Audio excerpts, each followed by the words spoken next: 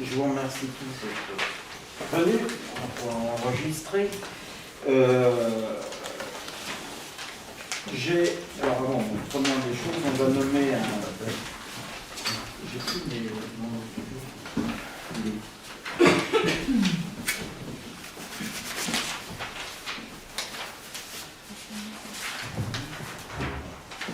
Donc on va pouvoir nommer un secrétaire de séance. Je ne sais plus qui était secrétaire de séance la dernière fois. C'est Valentin, il n'est pas là. C'est vrai, Olivier Thévy n'est pas là ce soir.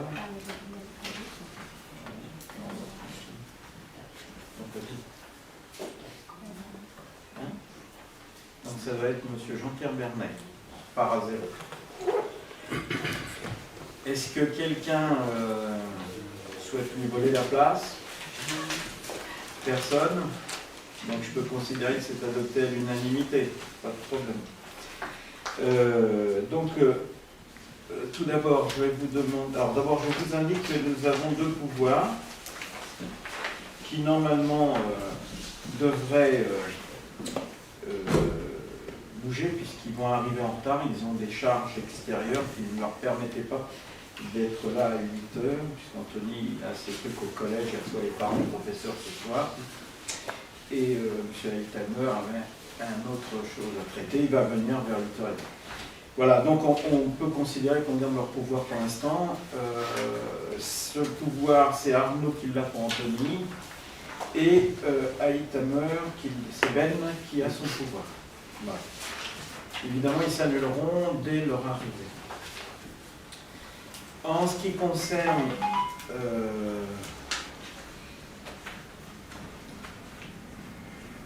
Anthony, tu fais ce qu'il me dit qu'il est retenu à Paris pour des raisons professionnelles. Oui, alors je vais vous demander de pouvoir rajouter un point supplémentaire parce qu'on a une décision à prendre assez rapidement. C'est concernant une association et une prise en charge. Donc ce que je vous propose, si vous en êtes d'accord, de raccrocher ce point à la fin de la séance et de prendre de délibérer sur cette question. Y a-t-il quelqu'un qui est défavorable? Non, personne ne s'abstient. Donc c'est adopté, j'aborderai ce point à la fin de la séance. Le premier point de l'ordre du jour concerne une nouvelle action du contribuable. Non. Pardon? Ah non, c'est le PV, excusez-moi, le procès verbal.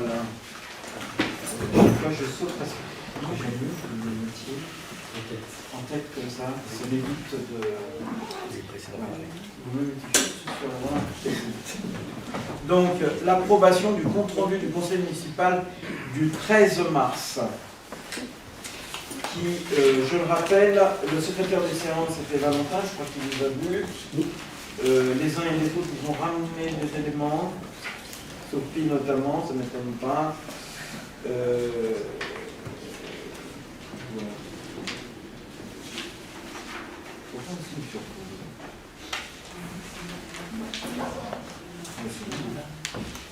là, j'ai l'impression que tout le monde est signé sur pouvoir. C'est pas mal. Ça, c'est pas moi. Il en est, mais il n'a pas de pouvoir. Oui. Voilà. Bonjour. Le fils Malang, il a un pouvoir. Je peux la refaire, ils sont tous tombés. T'as signé à la place des pouvoirs. C'est pas grave, on va la refaire. En ce qui concerne, donc Valentin, on va attendre qu'elle revienne, puisqu'elle est partie chercher une nouvelle feuille pour que vous puissiez signer dans la bonne case.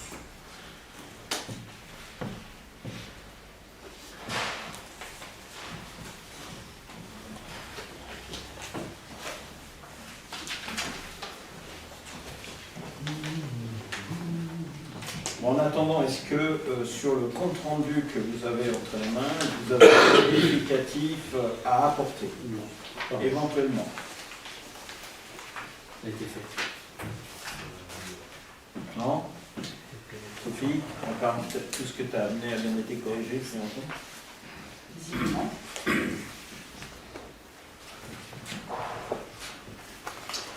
tu avais donné des éléments d'ailleurs. C'était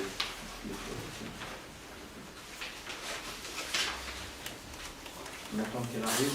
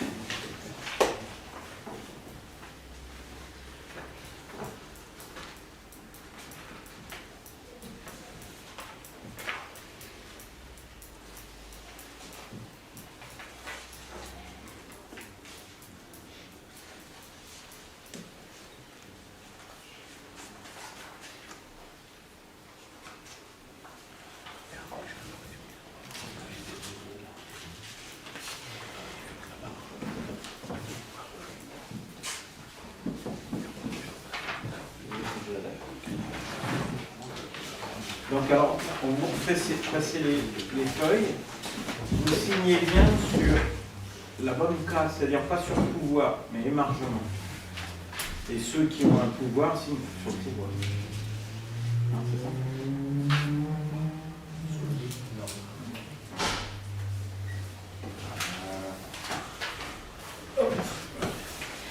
Donc, je peux considérer qu'il n'y a pas de problème sur ce procès-verbal.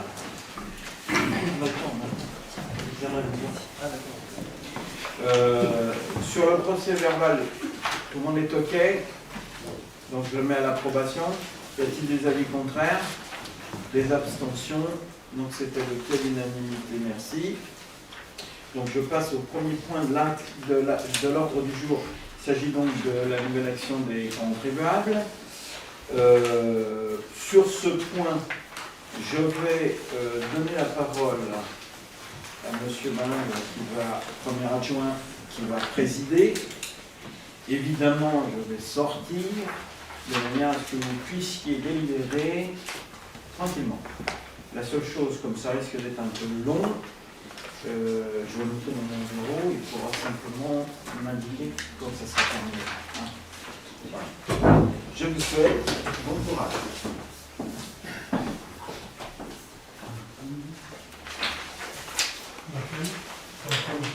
L'ordre du jour, le deuxième point, enfin le premier point, l'action du contribuable.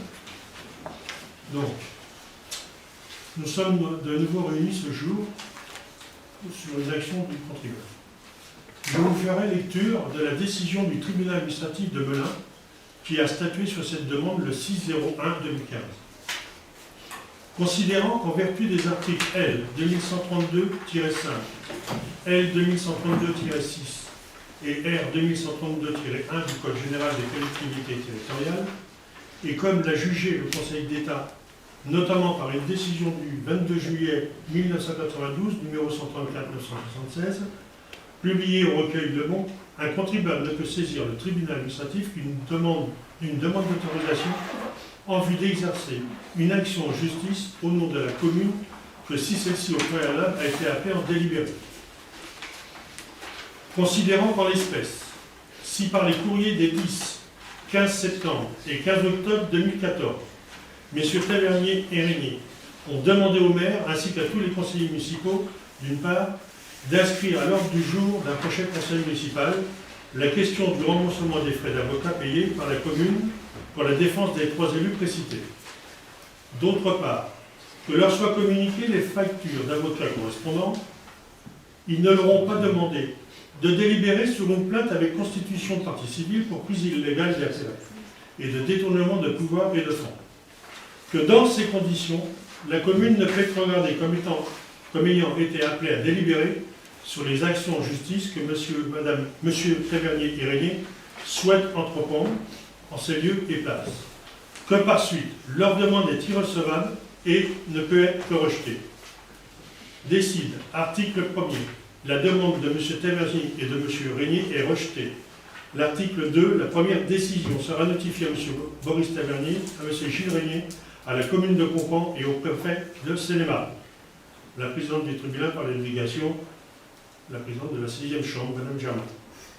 Je rappelais un petit peu les sujets pour lesquels on est à nouveau aujourd'hui devant le problème. À ce jour, donc, nous avons une nouvelle action du contribuable sur lesquelles je vous propose de nous prononcer sur 5 points. Il y a donc 5 requêtes et nous voterons à chaque requête, nous demanderons l'assentiment du conseil municipal.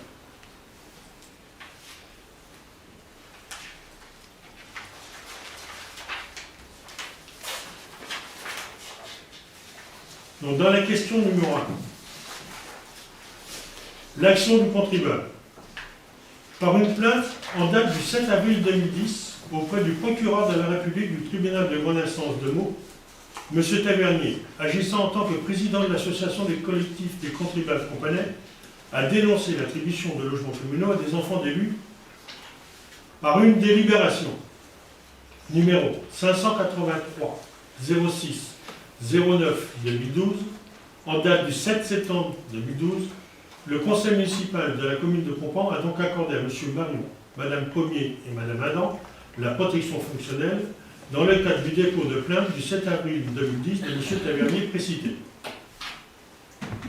Le 10 septembre 2014, M. Tavernier et Régnier ont adressé un courrier à l'ensemble des élus du conseil municipal de la commune de Conflans en sollicitant l'inscription à l'ordre du jour du remboursement des honoraires d'avocats pris en charge par la collectivité dans le cadre de la protection fonctionnelle. Un courrier dans des termes identiques était également adressé à M. le maire.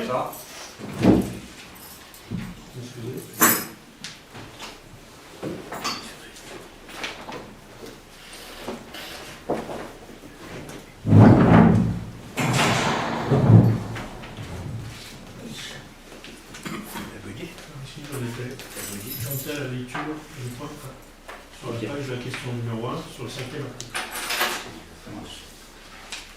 Un courrier dans des termes identiques était également adressé à M. le maire de la commune de Conflans le 15 septembre 2014 et réitéré le 15 octobre 2014. Par une requête enregistrée au greffe du tribunal administratif de Melun le 7 novembre 2014, M. Tavernier et Régnier ont sollicité, en application des dispositions des articles L. 2132-5 et L. 2132-7 du Code général des collectivités territoriales, que soit autorisée une requête en action du contribuable aux fins de l'autoriser à plaider au lieu et place de la commune de Conflans devant les juridictions compétentes afin d'obtenir le remboursement des honoraires d'avocat exposés dans le cadre de la protection fonctionnelle accordée à M. Marion et Mmes Adam et Pommier. Une plainte avec constitution de partie civile contre M. Marion, Mme Adam et Mme Pommier. Par une ordonnance en date du 6 janvier 2015, le tribunal administratif de Melun a rejeté la requête de M. Tavernier et Régnier. Par courrier en date du 19 janvier 2015, adressé à l'ensemble des conseillers municipaux, M. Tavernier et Régnier ont sollicité de nouveau l'inscription à l'ordre du jour du conseil municipal, une délibération les autorisant à déposer une plainte avec constitution de partie civile pour prise illégale d'intérêt, détournement de fonds et recette de détournement de fonds, détournement de pouvoir contre les maires de la commune de Conflans, Mme Adam et Mme Pommier. Un courrier dans des termes identiques était également adressé à M. le maire de la commune de Conflans le 19 janvier 2015. Par une requête enregistrée au greffe du tribunal administratif de Melun le 10 mars 2015, M. Tavernier et Régnier sollicitent, en application des dispositions des articles L. 2132-5, L. 2132-7 du Code général des collectivités territoriales, que soit autorisée une requête en action du contribuable aux fins de l'autoriser à plaider au lieu et place de la commune de Compan devant les juridictions compétentes pour prise illégale d'intérêt. Détournement de fonds, recel de détournement de fonds, détournement de pouvoir contre le maire de la commune de Compan, Madame Adam et Madame Premier. Une plainte avec constitution de partie civile contre M. Marion, Madame Adam et Madame Premier par courrier en date du 11 mars 2015. Le greffe du tribunal de Melun a communiqué à M. le préfet la requête de M. Tavernier et de M. Régnier et a sollicité la saisine du maire de la commune de Compan en l'invitant à soumettre la demande de M. Tavernier au conseil municipal. Par courrier, en date du même jour, le tribunal de Melun, le tribunal administratif de Melun, a communiqué à la commune de Compan les éléments de procédure. Considérant qu'en application des dispositions de l'article L 2132-6 et R 2132-1 du Code général des collectivités territoriales, le maire doit soumettre le mémoire du contribuable au conseil municipal lors de la plus proche réunion, en application des articles L 2121-7 et 2121-9 du même code. Le conseil municipal est donc appelé à délibérer sur les demandes de M. Tavernier et Régnier aux fins de les autoriser à plaider au lieu et place de la commune de Compan devant les juridictions compétentes, afin d'obtenir le remboursement des honoraires d'avocat exposés dans le cadre de la protection fonctionnelle accordée à M. Marion et Mme Adam et Premier pour un conflit d'intérêts, pour un détournement de pouvoir, pour un détournement de fonds publics, pour une prise illégale d'intérêt aggravée par ces réitérations et le trouble à l'ordre public. Je vous fais lecture de la première requête sur laquelle le conseil municipal va être amené à voter. Sur la requête en action de M. Tavernier et M. Régnier, aux fins de les autoriser à plaider au lieu et place de la commune de Compan devant les juridictions compétentes afin d'obtenir le remboursement des honoraires d'avocat exposés dans le cadre de la protection fonctionnelle accordée à M. Marion et Mme Adam et Premier. Considérant que la commune est tenue d'accorder sa protection au maire, à l'élu municipal, le suppléant ou ayant reçu une délégation ou à l'un de ses élus ayant cessé ses fonctions, lorsque celui-ci fait l'objet de poursuites pénales à l'occasion de faits qui n'ont pas le caractère de faute détachable de l'exercice de ses fonctions. Considérant que la jurisprudence considère que la seule qualification pénale des faits allégués ou retenus dans le cadre d'une procédure pénale engagée à l'encontre d'un agent ou d'un élu, demandeur de la protection juridique, ne peut suffire à établir que ces faits soient constitutifs d'une faute personnelle. Considérant que M. Marion, Mme Pommier, Mme Adam ont été condamnés par le tribunal correctionnel de Meaux et la Cour d'appel de Paris au visa de l'infraction d'une prise illégale d'intérêt. Toutefois, l'existence d'une faute pénale ne suffit pas à caractériser l'existence d'une faute personnelle détachable des fonctions. En l'espèce, les termes du jugement du tribunal correctionnel de Meaux et de l'arrêté de la Cour d'appel de Paris démontrent que l'infraction recherchée ne s'apparente pas à une faute personnelle. La question de droit posée juridiction portant sur la légalité de la participation ponctuelle d'un élu membre de la commission logement à une commission d'attribution des logements, alors que son enfant est sur la liste des demandeurs de logement. Il est donc proposé au conseil municipal de ne pas autoriser la requête dite en action du contribuable de M. Boris Tavernier et Gilles Régnier, aux fins de les autoriser à plaider en lieu et place de la commune de Compan, afin d'obtenir le remboursement des honoraires d'avocat exposés au titre de la protection juridique accordée à M. Marion, Mme Pommier et Mme Adam, de ne pas autoriser la requête dite en action du contribuable de M. Boris Tavernier et Gilles Régnier, aux fins de les autoriser à se constituer partie civile en lieu et place de la commune de Compan contre M. Marion, Mme Pommier, Mme Adam. Cette première requête vous est soumise au vote. Qui est pour?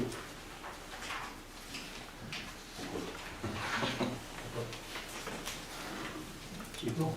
Qui est contre? Qui est contre? Oui. Ok. Donc, on propose effectivement de ne pas donner suite. Hein? Mais ok. Deuxièmement, sur la requête en ex. Non. Qui est pour ne pas se soulever? Ah oui. Qui est pour?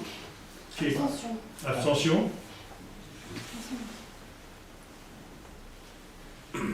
Et contre?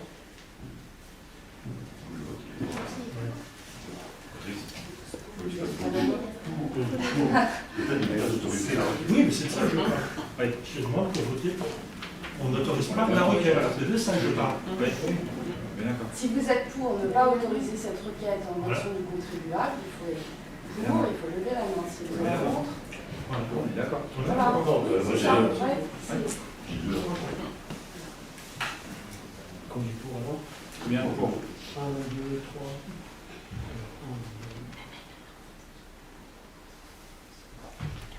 C'est bon? Deuxième requête. Sur la requête en action de M. Tavernier et Régnier, aux fins de les autoriser à plaider au lieu et place de la commune de Pompan devant les juridictions compétentes pour conflit d'intérêts. M. Tavernier et Régnier considèrent, dès lors que M. Marion, Mme Pommier et Mme Adam auraient participé au vote de la délibération du 6 septembre 2012, leur octroyant la protection fonctionnelle, ces derniers se seraient rendus coupables d'une prise illégale d'intérêt au sens de la disposition de l'article 432-12 du Code pénal. Considérant que, pour être accueillie, l'action envisagée par le contribuable sur le fondement des dispositions de l'article L. 2132-5 du Code général des collectivités territoriales doit remplir cumulativement deux conditions. L'action projetée doit présenter une chance sérieuse d'aboutir. L'action envisagée doit présenter un intérêt suffisant pour la commune. La demande d'action en substitution doit par conséquent tendre à la défense des intérêts matériels et non moraux de la collectivité. Considérant par ailleurs, lorsqu'un contribuable sollicite d'un tribunal administratif qu'il soit autorisé à se porter partie civile au lieu et place de la commune, le dit contribuable doit démontrer que là où les infractions ont causé un dommage à la commune.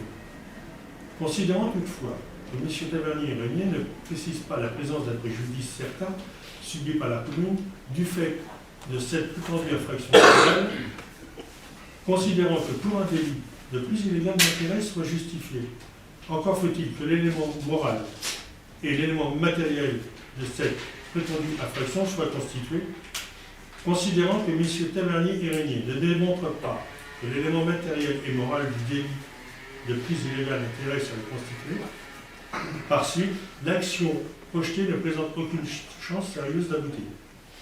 Considérant que Mme Pommier n'a pas participé au vote de la délibération du 6 septembre 2012, il est donc proposé au conseil municipal de ne pas autoriser la requête dite en action du contribuable de M. Maurice Tavernier et de Jules Régnier, aux fins de les autoriser à plaider en lieu et place de la commune de Pompan au titre d'un conflit d'intérêts.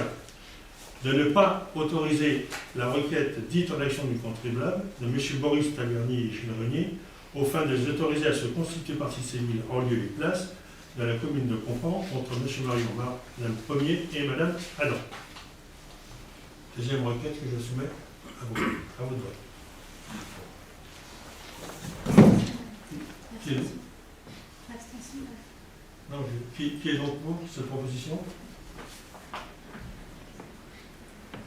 Qui s'abstient? Qui vote contre? Troisième requête.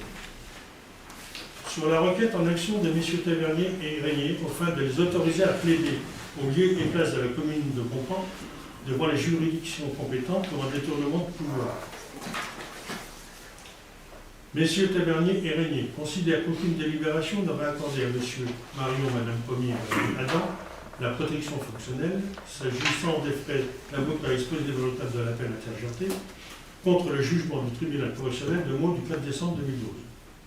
Par suite, M. le maire de la commune de Pompan se serait rendu coupable d'un détournement de pouvoir au sens des dispositions de l'article 111-5 du Code pénal.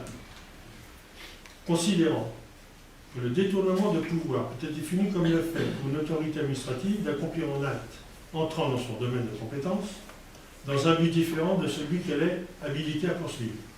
Toutefois, si un tel acte encourt la nullité, il ne saurait toutefois servir de fondement à une condamnation pénale. Considérant que le Code pénal ne connaît pas de cette infraction, l'article 111-5 du Code pénal ne concerne nullement une prétendue infraction de détournement de pouvoir. Considérant que la délibération du 6 septembre 2012 a octroyé la protection fonctionnelle au maire de la commune de Pompan et à Mesdames Adam et Pommier, et désigné le cabinet Landau pour les représenter dans le cadre de l'action pénale diligentée contre ces derniers par M. Tavernier.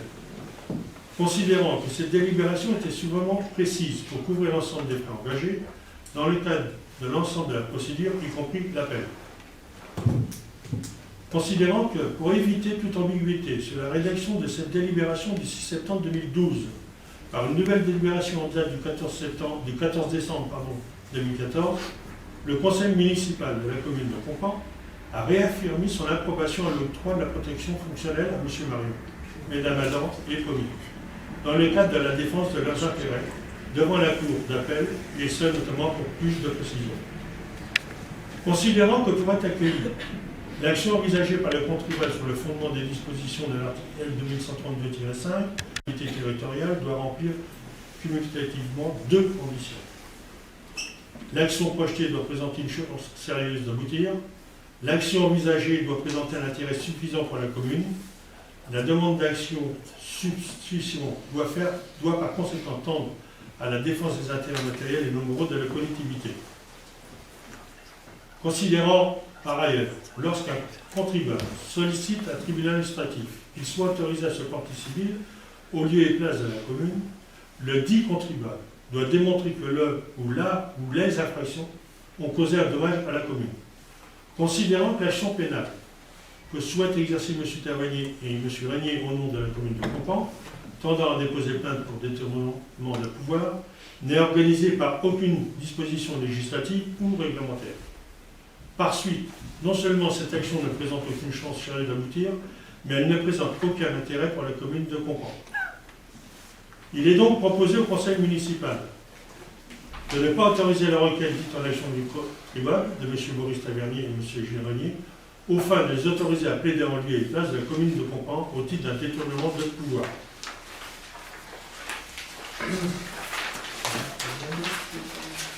Donc c'est la troisième requête. Qui est pour ne pas autoriser? Abstention. Vote contre.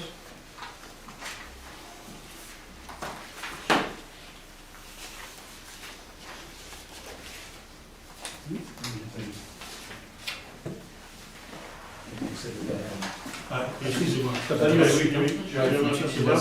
En complément, vous m'excuserez. Il y avait un peu deux lignes derrière, oui, qui était de ne pas autoriser la requête dite en action du contribuable de M. Boris Tavernier et Gilles Régnier, au fin de les autoriser à se constituer partie civile dans le lieu et place de la commune de Pompan contre M. Marion. Ouais. Donc je resoumets le vote. Hein? Qui est pour? Qui s'abstient? Qui est contre? Requête numéro 4. Par contre, avant de continuer, j'aimerais bien qu'on dise aux gens derrière mon dos d'arrêter de ricaner ou parler. Voici. Je vous dis une fois, je dirais pas. Alors, requête numéro 4. Sur la requête en action de M. Tavernier et Régnier, afin de les autoriser à plaider au lieu et place de la commune de Pompan devant les juridictions compétentes pour un détournement de fonds publics. M. Tavernier et Régnier considèrent qu'en l'absence de délibération du conseil municipal quant à l'octroi de la protection fonctionnelle, s'agissant des frais d'avocat exposés dans le cadre de l'appel interjeté contre le jugement du tribunal correctionnel de Meaux du 4 décembre 2012, Monsieur le maire se serait rendu coupable de détournement de fonds publics. Mesdames Adam et M. Pommier se seraient rendus coupables du recel de détournement de fonds publics. Considérant que la délibération du 6 septembre 2012 a octroyé la protection fonctionnelle au maire de la commune de Pompan et à Mesdames Adam et Pommier et désigné le cabinet Landau pour les représenter dans le cadre de l'action pénale diligentée contre ces derniers par M. Tavernier. Considérant que cette délibération était suffisamment précise pour couvrir l'ensemble des frais engagés dans le cadre de l'ensemble de la procédure, y compris l'appel. Considérant que pour éviter toute ambiguïté sur la rédaction de cette délibération du 6 septembre 2012, par une nouvelle délibération en date du 14 décembre 2014, le conseil municipal de la commune de Pompan a réaffirmé son approbation à l'octroi de la protection fonctionnelle à M. Marion, Mesdames Adam et Pommier, dans le cadre de la défense de leurs intérêts, devant la Cour de Paris, et ce notamment pour plus de précision. Considérant que Mme Pommier n'a pas participé à la délibération du 6 septembre 2010, il est donc proposé au Conseil municipal de ne pas autoriser la requête dite en action du contribuable de M. Maurice Tavernier et Gilles Régnier, au fin de les autoriser à plaider en lieu et place de la commune de Conflans au titre d'un détournement de fonds publics et d'un recette de détournement de fonds publics. De ne pas autoriser la requête dite en action du contribuable de M. Maurice Tavernier et Gilles Régnier, au fin de les autoriser à se constituer partie civile en lieu et place de la commune de Conflans contre M. Marion, Mme Pommier, Mme Adam. Qui est donc sur cette proposition? Est d'accord? Vote pour? Abstention? Vote contre? Requête numéro 5. Sur la requête en action de M. Tavernier et Régnier, au fin de les autoriser à plaider au lieu et place de la commune de Conflans devant les juridictions compétentes pour une prise illégale d'intérêt aggravé par ses réitérations et le trouble à l'ordre public.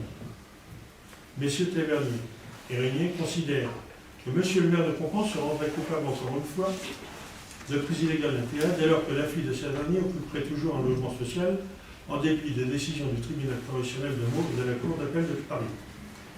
Considérant que les décisions du tribunal correctionnel de Meaux et de la Cour d'appel de Paris n'ont pas statué sur la question de savoir si la fille du maire de la commune de Conflans remplissait ou non les conditions d'attribution pour se voir octroyer un logement social, la question de droit posée aux juridictions portait seulement sur la légalité de la participation ponctuelle d'un élu, membre de la commission de logement, à une commission d'attribution des logements, alors que son enfant est sur la liste des demandeurs de logement. Par suite, aucune prise illégale d'intérêt n'est constituée. Considérant pour accueillir l'action envisagée par les contribuables sur le fondement des dispositions de l'article L. 2132-5 du Code général des collectivités territoriales, doit remplir cumulativement deux conditions. Une, l'action projetée doit présenter une chance sérieuse d'aboutir. Deux, l'action envisagée doit présenter un intérêt suffisant pour la commune. La demande d'action en substitution doit par conséquent tendre à la défense des intérêts matériels et moraux de la collectivité. Considérant par ailleurs, lorsqu'un contribuable sollicite d'un tribunal administratif qui soit autorisé à se porter partie civile au lieu et place de la commune, le dit contribuable doit démontrer que là où les infractions ont causé un dommage à la commune. Considérant que M. Tavernier et M. Régnier ne précisent pas le préjudice subi par la commune, considérant que l'action pénale que souhaite exercer M. Tavernier et Régnier au nom de la commune de Conflans, tendant à déposer pas la prise illégale d'intérêt, ne présente aucune chance sérieuse d'aboutir et aucun intérêt pour la commune de Conflans. Il est donc proposé au conseil municipal de ne pas autoriser la requête dite en action du contribuable de M. Maurice Tavernier et Gilles Régnier, au fin de les autoriser à plaider en lieu et place de la commune de Conflans au titre d'une prise illégale d'intérêt. De ne pas autoriser la requête dite en action du contribuable de M. Maurice Tavernier et Gilles Régnier, au fin de les autoriser à se constituer partie civile en lieu et place de la commune de Conflans contre M. Marion, Mme Pommier, Mme Adam. Cinquième requête. Donc, qui est d'accord sur les propositions? Qui s'abstient? Qui vote contre? Je vous remercie. Jennifer, vous pouvez rappeler M. le maire, s'il vous plaît?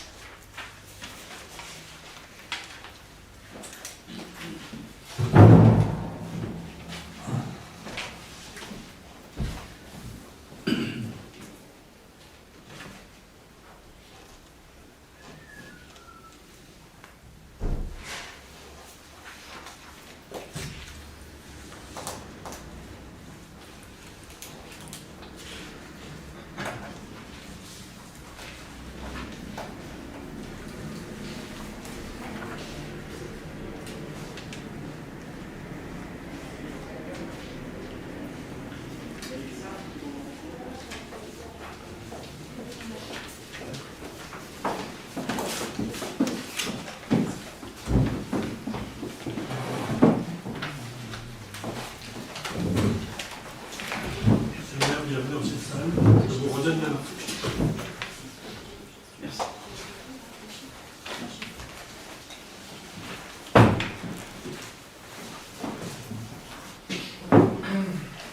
Eric, il me semble que tu voulais te présenter à partir de 21h, Oui. parce que tu as un empêchement. Je te propose que ton pouvoir serve à partir de 21h, au moment où tu devras partir. D'accord, si ça va m'arranger. Donc on enregistrera le pouvoir au moment de son départ. J'ai donc dans l'ordre du jour, nous avons le premier point, c'est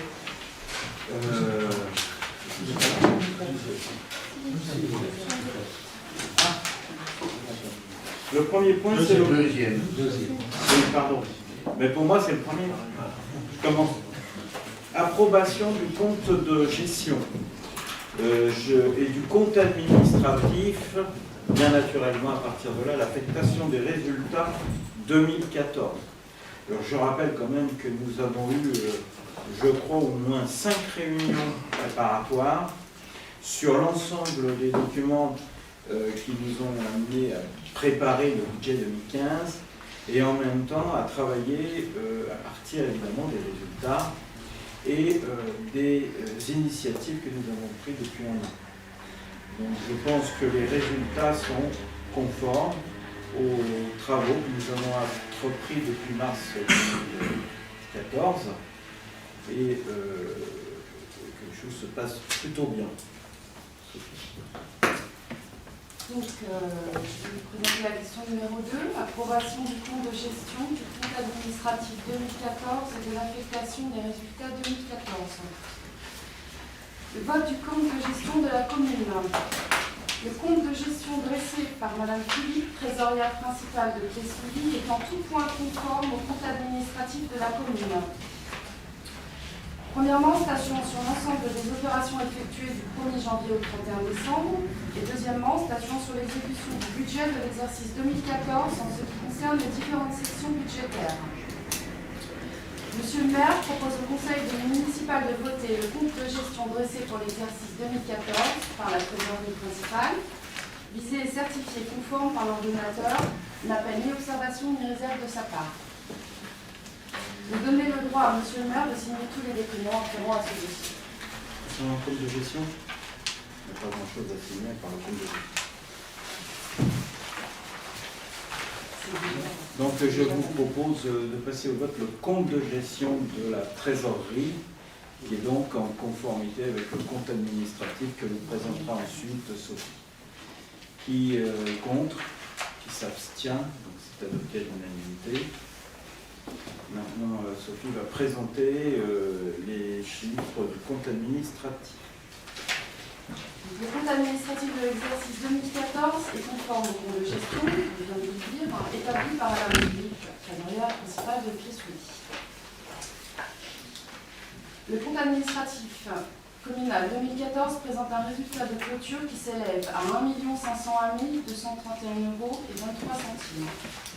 Il comporte ainsi une section de fonctionnement et une section d'investissement pour un résultat annuel excédentaire à hauteur de 172 340,46 €.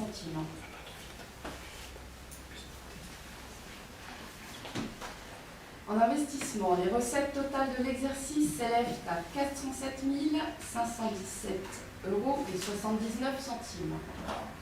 Pour des dépenses totales à hauteur de 992 567,88 €, soit un résultat annuel de moins 585 050,09 €. En fonctionnement, oui, c'est ça.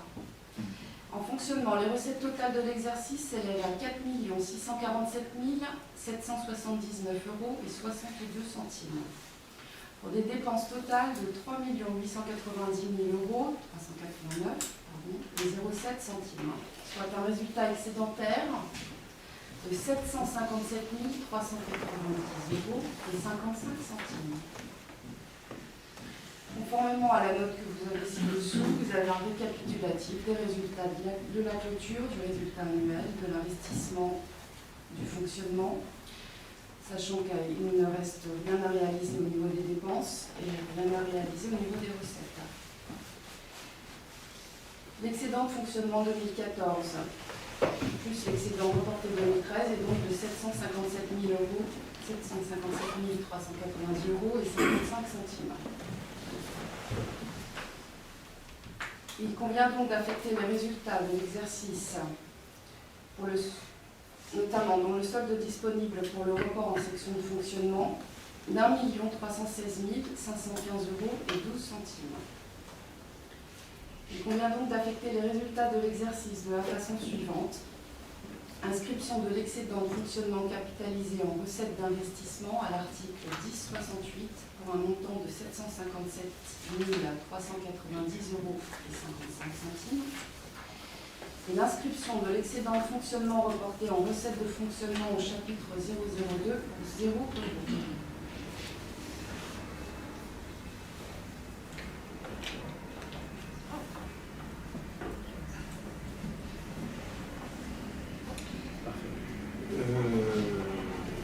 Pascal, sur l'ensemble des reports, on a trouvé l'euro qui manquait. On a retrouvé le petit euro qui manquait. Excuse-moi, juste avant de continuer.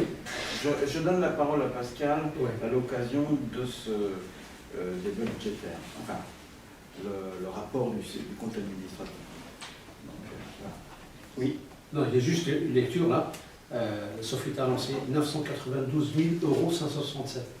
Or, c'est 992 567 Oui, j'ai €. rattrapé 992 567 soit- euros et 88 centimes. C'est un résultat annuel déficitaire de. Donc il est important, Annoncé. le report en section d'investissement est d'1 308 490 euros 96. Important puisqu'on le vote en même temps que le compte administratif lui-même. Voilà, donc le total cumulé, on l'a dit, hein, il est de 6 millions pour les recettes, 6 312 823,59 et pour les dépenses de 4 811 592 36. On est d'accord. Voilà. Y a-t-il... Ah oui, alors je m'excuse, ce n'est pas à moi alors de faire voter, je dois sortir, sinon je vais encore aller en calèchement.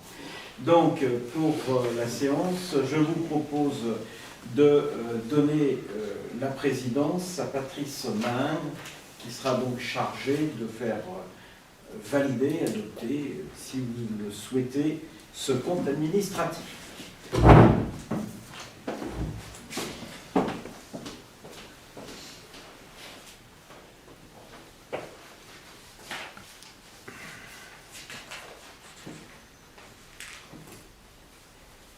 Donc, après lecture de Sophie des éléments constituant le compte administratif, avez-vous des observations? Des questions? Sans réponse, on peut considérer que vous l'adoptez. Ça vous convient? Qui est pour? Qui s'abstient? Qui est contre? Toujours. Et s'il y a une différence. Je vais faire merci de rappeler M. Marie, s'il vous plaît.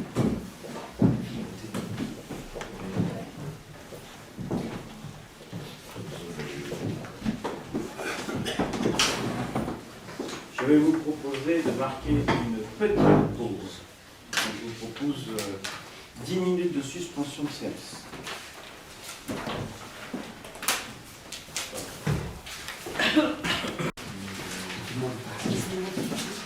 Ah, c'est le truc de la commission. C'est toi. Je m'appelle Maxime. Alors, Baptisé. s'il vous plaît, on va reprendre la séance, il est 9h05. Donc je vous invite à avoir le pouvoir donc, après son départ de M. Saumon-Éric pour M. Malingre.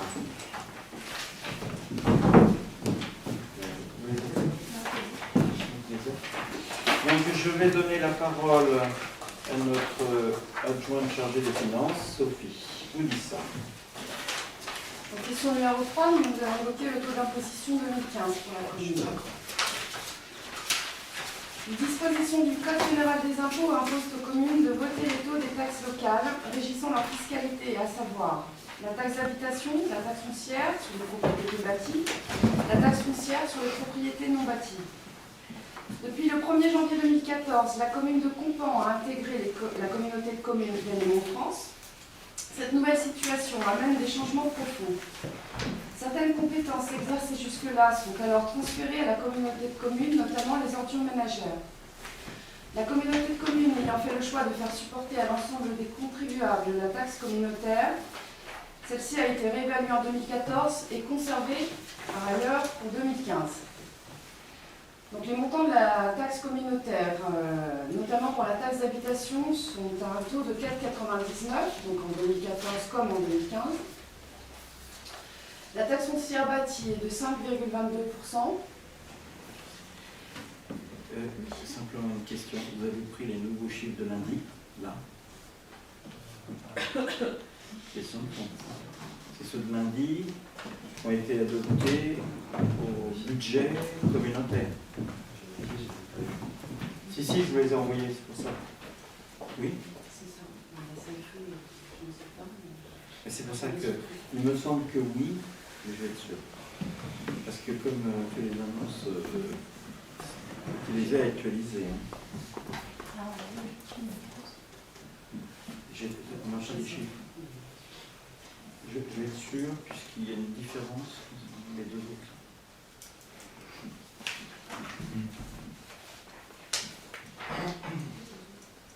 La foncière non bâtie qui va baisser pour la partie communautaire. Il y a une diminution de l'imposition du non bâti sur la communauté de communes et une augmentation de la CFE.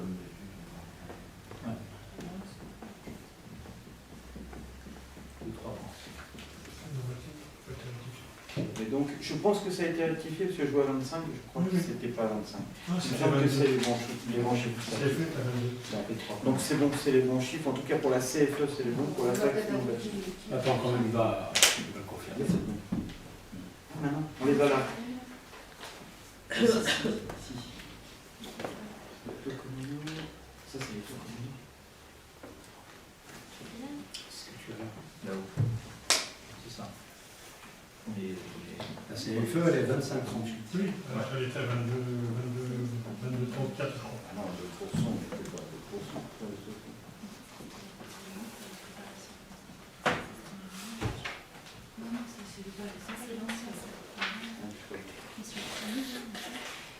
Donc il semble que ce soit les bons. Donc tant mieux. Pendant qu'il continue à chercher de confirmer ces taux, on va continuer. Donc pour la taxe foncière d'habitation, 4,99. C'est pour ça que la taxe foncière non bâtie, 6,30. Ça va baisser. Par contre, 25,38, la CFE, c'est bon. Hein. Donc voilà, c'est pour ça que je préfère qu'on vérifie, parce que ça me paraissait un peu plus voilà, bâti. En 2014, c'est le 6,44. Donc, ce qui est plutôt une bonne nouvelle pour ceux qui ont du non bâti. on rappelle. Ceci dit, elle est tellement légère, cette imposition, que c'est pas considérable en chiffres. Respecto, taxe d'habitation pour la communauté de communes, Plaine-et-Mont-France à 4,99%. La taxe foncière bâtie à 5,22%. La taxe foncière non bâtie donc à 6,30%. Et la cotisation foncière des entreprises, la CFE, à 25,38%. Cette taxe s'ajoute pour chaque contribuable à celle de la commune et du département. La commune compose depuis 2014 avec les taux additionnels de la communauté de communes, on vient de le dire. En effet, la commune ne bénéficie plus de la contribution économique territoriale.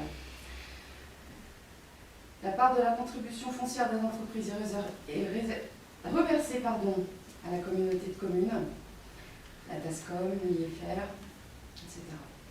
La nouvelle équipe municipale, donc nous-mêmes, nous étions engagés en 2014 pour maintenir l'an dernier pour maintenir le taux d'imposition, ne pas l'augmenter. Nous avons fait le choix de ne pas l'augmenter à nouveau. On a même baissé. On a même baissé. D'ailleurs. On les a baissés. Voilà. On a baissé. Oui, c'est important, il faut le dire. D'autres voulaient les augmenter, il faut quand même dire qu'on ne va pas baisser. On doit être la seule commune de France à les avoir baissés. Oh, je pense pas quand même. Il ne doit pas en avoir beaucoup. Ça, c'est sûr. Ouais, c'est je pense que on doit en avoir beaucoup.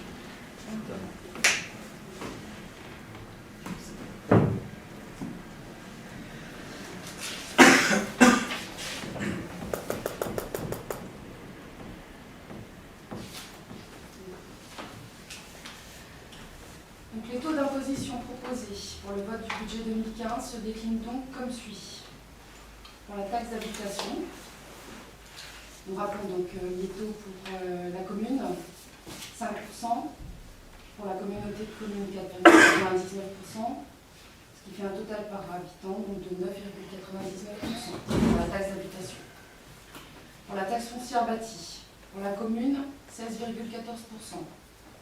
Pour la communauté de communes, 5,22%. Le département, 15,70%, qui fait un total de 37,06%. Pour la taxe foncière non bâtie, le taux pour la commune est de 48,56%, pour la communauté de communes de 6,30%, ce qui fait un total donc de 54,86%. Il est demandé au conseil municipal d'approuver les taux d'imposition proposés pour l'année 2015. Je voudrais dire un petit mot, tu m'y autorises, avant d'adopter ces taux qui, évidemment, sont gelés sur la commune de Compan. Juste une question. Dans la question, on n'est pas 54, on a 59. Non, non. Non, 54. Parce qu'il y avait une erreur sur le 1044. Il y a une erreur sur le 1044, Le on taux, est c'est passé à 6. 6,30%. Non, oui, effectivement. C'est C'est la la taxe question. non bâtie. C'est ce qu'on a été Autant pour moi. c'est ce qu'on a été Non, mais c'est pas grave, c'est parce qu'on l'a rectifié tout à l'heure. Ah, bon. Forcément, il faut corriger cette ligne. En ce qui concerne donc le choix que nous avons fait, me paraît un très bon choix. Tant que c'est possible, j'ai toujours indiqué, ça c'est un peu comme l'aide à apporter aux associations de la commune, qui est très important. Tant que c'est possible de tenir en n'augmentant pas le taux d'imposition locale, il faut ne pas l'augmenter. Il y a trop d'impositions qui augmentent un peu partout et qui réduit le pouvoir d'achat de l'ensemble des Français. C'est pas grand-chose ce que l'on fait, mais ça a quand même de l'importance. Je rappelle quand même que pour les ménages, au niveau de la taxe d'habitation, l'année dernière, c'est-à-dire ceux qui ne sont pas propriétaires, et il y en a quand même un certain nombre à comprendre, la diminution des impôts a été sensible. Hein, les uns et les autres ont une augmentation qui a été entre 100 et 200 euros, ce qui est très important pour des petits budgets. Voilà. Donc aujourd'hui, pour nous, de le maintenir sans le toucher, c'est important. Malgré tout, il y aura quand même une augmentation, puisque vous savez que le taux de base, lui, évolue. Et il est calibré pour l'année 2015 aux alentours de 0,9. Voilà. C'est les augmentations d'indices qui sont appliqués chaque année. Cette année, il est évalué à 0,9. Voilà, donc, je crois qu'on peut faire voter. Est-ce qu'il y a des désaccords sur cette proposition d'application du gel des impôts, enfin des taux d'imposition à comprendre? Qui est contre? Qui s'abstient? Donc les taux qui vous ont été proposés sont adoptés. Maintenant, on va pouvoir parler du budget 2015. Alors, comme je le rappelle toujours, le budget 2015 est un document purement politique, contrairement au compte administratif, qui, lui, est une valeur sûre, puisqu'il est contrôlé, et c'est la réalité des chiffres engagés sur l'année à N-1. Concernant l'année N+1, c'est-à-dire l'année N, cette année, ce que nous pouvons en dire, nous sommes dans une situation un peu particulière. Nous avons dû faire face, et c'est pas facile pour la nouvelle équipe, notamment pour les nouveaux élus, et je le comprends bien, on a dû faire face en l'année 2014 à une situation particulière, puisque nous avons dû nous mettre en conformité avec les glissements opérés au sein de la communauté de communes, avec les transferts de compétences et les transferts de charges qui, évidemment, découlaient du transfert des compétences. De la même manière, nous avions l'année dernière adapté nos recettes fiscales, comme on l'a vu précédemment, ce qui ne nous aidait pas non plus, puisque nous avions fait le choix de baisser de façon importante nos recettes fiscales. Rappelez-vous, nous avions baissé la taxe d'habitation de près de 10% pour pouvoir accompagner l'augmentation de la taxe foncière pour les propriétaires fonciers. Et en même temps, en ayant cette pratique, nous nous étions amputés d'un bras, financièrement. Nous avons donc dû compenser autrement pour pouvoir, évidemment, amortir les effets, d'une part, de ce que nous venions de décider, et d'autre part, de la baisse continue du désengagement de l'État à travers le budget. L'année dernière, nous avons perdu pas loin de 130 000 euros, je crois. 70. Combien 166. 166 000 euros l'année dernière, ce qui était quand même considérable, en moins en recettes d'accompagnement. Donc l'ensemble cumulé ne nous plaçait pas dans une position très favorable. Pour autant, nous avons dépensé davantage, puisque nous avons été amenés à renforcer nos effectifs. Et il a fallu amortir la rentrée septembre 2014 avec les nouveaux rythmes scolaires, même si les parents ne s'en sont pas bien rendus compte. Il a fallu recruter, organiser pour pouvoir mettre en place ce que nous devions mettre en place en septembre 2014.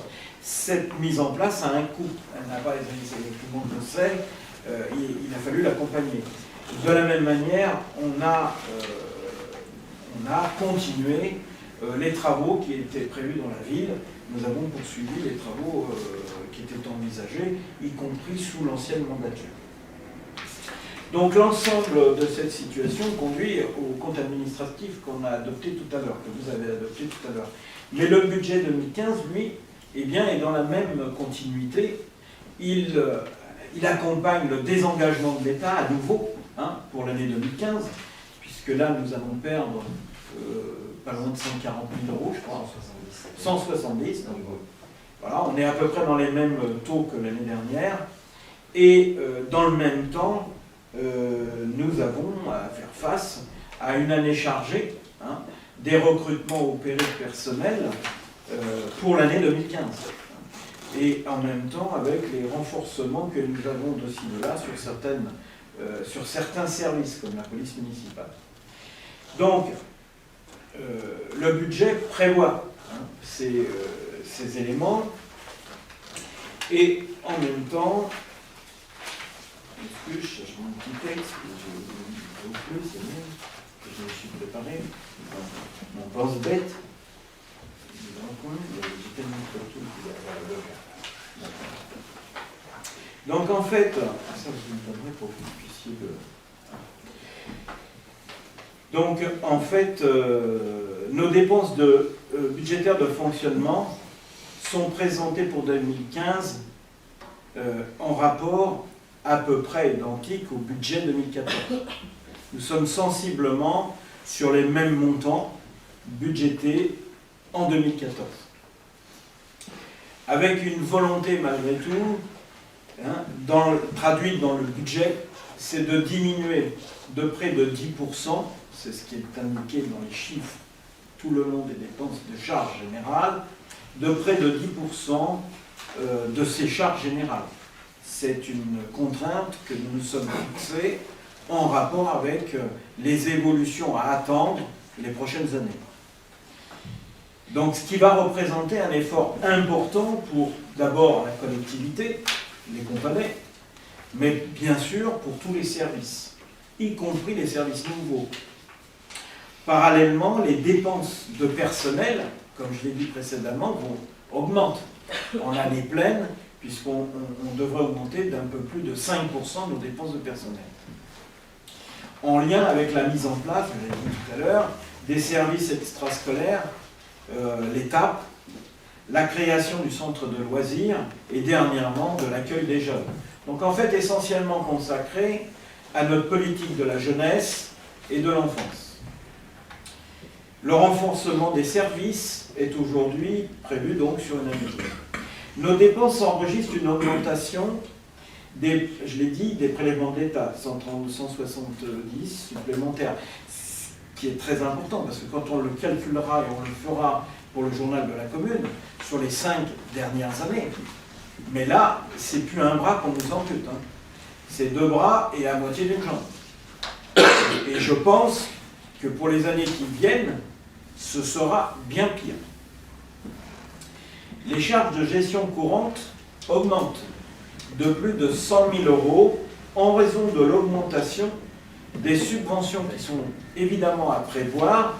C'est aussi notre politique pour les associations et le CCAS, dont je dirai 2 mots tout à l'heure, et les contributions aux organismes de regroupement, comme Ciresco et d'autres. Oui, augmentation à prévoir sur le CCAS, puisque nous avons fait le choix de replacer, de recadrer, c'est un peu le toilettage qui est fait cette année, l'ensemble des dépenses dans les bonnes boîtes. Parce que jusqu'à présent, un certain nombre de dépenses n'étaient pas fixées au bon chapitre, pour que ce soit clair. Et donc le transfert de ces dépenses sur le CCAS,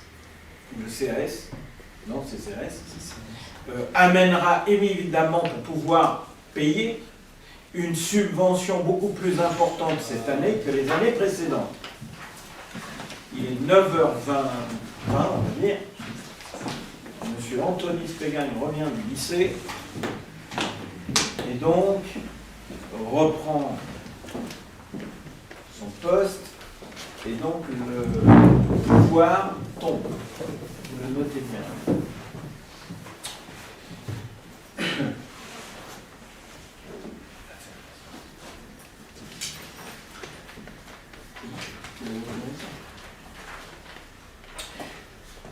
Donc, sur le CCAS, évidemment, nous continuerons à accompagner en plus les dépenses nouvelles qui sont actuellement réfléchies par le Centre d'action sociale, puisque de nouvelles mesures vont être proposées dès cette année. Voilà. Mais nous y reviendrons quand le CAS aura déterminé les éléments sur lesquels il entend, je dirais, développer sa politique sociale. Donc, en clair, nous allons pouvoir virer 250 000 € cette année à travers notre budget, c'est ce que nous prévoyons pour 2015. Nous prévoyons de virer 250 000 € sur nos investissements. Nos recettes seront présentées en légère augmentation de plus 1,5%. Elles tiennent compte notamment de la stabilité des impôts et taxes 2015 et de la recette communautaire qui, elle, c'est une décision qui a été prise au Conseil communautaire lundi dernier, de poursuivre à travers je dirais la solidarité communautaire, de poursuivre l'attribution d'une dotation de solidarité rurale qui servira évidemment d'abord les communes qui en ont le plus besoin. Et les communes qui en ont le moins besoin auront un retour aussi de solidarité rurale par le biais de l'organisation sur laquelle elle est assise, c'est-à-dire le potentiel fiscal et le nombre d'habitants. Pour la commune de Compan, il est attribué pour 2015 68 000 €. Concernant le budget d'investissement à prévoir, Nous poursuivons les investissements que nous avons évidemment entamés à plusieurs niveaux.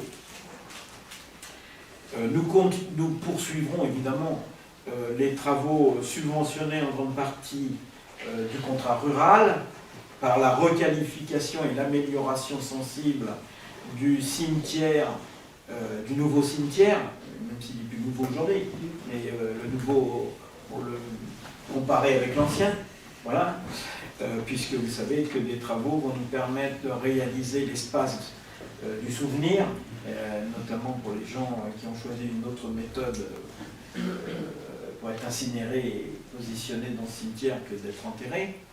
Et de l'autre côté, il y aura la réfection des voiries, des accès, et en même temps la réalisation d'un patio permettant d'accueillir les familles sous un abri, notamment dans les périodes les plus difficiles au niveau du temps, sachant que souvent les cimetières se passent malheureusement dans des conditions qui sont souvent difficiles au niveau du temps. En ce qui concerne le contrat rural, sera réalisé en même temps et poursuivi la porte de l'église, qui est évidemment incluse dans les dépenses prévues à cet effet.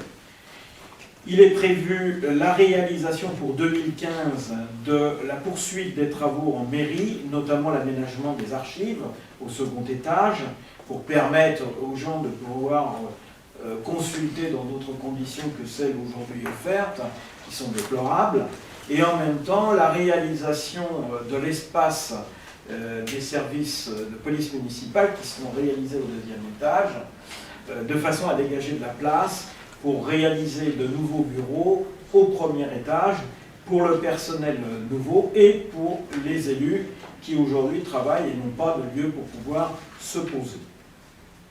Bien sûr est prévu d'autres travaux de rafraîchissement au sein de la commune, au sein de la mairie, puisqu'il y a quelques travaux au rez-de-chaussée à faire pour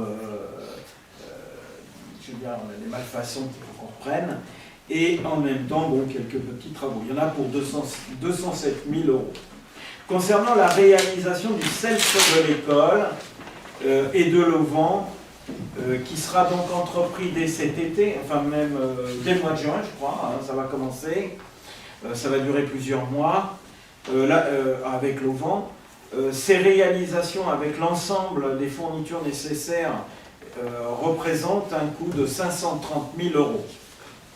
En ce qui concerne, donc, pour le plus grand bien, des parents d'élèves et des enfants. En ce qui concerne les travaux de rénovation, je m'excuse, je suis en train de rechercher ma feuille. Ah non, je m'excuse, je reviens là-dessus.